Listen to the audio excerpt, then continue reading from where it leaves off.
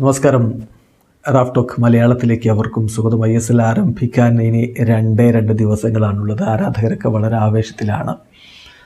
കൊച്ചിയിൽ വെച്ച് ബംഗളൂരു FCയും കേരള ബ്ലാസ്റ്റേഴ്സും ഏറ്റുമുട്ടുന്നതോടുകൂടി പുതിയ സീസണിന് തുടക്കമാവുകയായി. ഇത്തവണ ബ്രോഡ്കാസ്റ്റേഴ്സ് മാറിയിട്ടുണ്ട്. സംപ്രേഷണം ചെയ്യുന്നത് സ്റ്റാർ സ്പോർട്സ് അല്ല, മറിച്ച് സ്പോർട്സ് 18 ആണ്. അതിൻ്റെ വാർത്തയൊക്കെ നേരത്തെ പുറത്തേക്ക് വന്നതാണ്. കൂടാതെ ജിയോ സിനിമയിൽ അതിൻ്റെ സ്ട്രീമിങ്ങും നടക്കുന്നു. മലയാളം കമൻട്രി ഉണ്ടാവുമോ എന്നുള്ള ചോദ്യത്തിന് നേരത്തെ തന്നെ ഉത്തരം ലഭിച്ചതാണ്. മലയാളം കമൻട്രി ഉണ്ട്. കൂടാതെ TV-യിൽ നമുക്ക് കാണാൻ കഴിയുമോ എന്നുള്ള ചോദ്യം, TV ചാനൽ ഏതാണ്?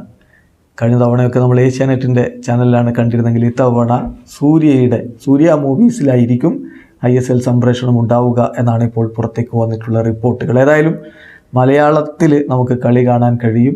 അത് TV-യിൽ തന്നെ, അതായത് സ്ട്രീമിംഗ് ആയിട്ട് നമുക്ക് ഫോണിലൂടെയും മറ്റുമൊക്കെ കാണാം. അതുകൂടാതെ TV ചാനലിലൂടെ തന്നെ കളി കാണാൻ കഴിയും എന്നുള്ളത് ആരാധകരെ സംബന്ധിച്ചിടത്തോളം ആശ്വാസകരമായിട്ടുള്ള ഒരു കാര്യം തന്നെയാണ്. ബ്ലാസ്റ്റേഴ്സിൻ്റെ ജനപിന്തുണ എല്ലാവർക്കും അറിയാവുന്നതാണ്.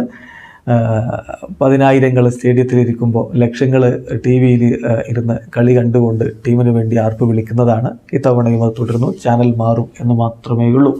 ഏതായാലും കാര്യങ്ങളൊക്കെ ഇതാ തുടങ്ങാൻ പോകുന്നു.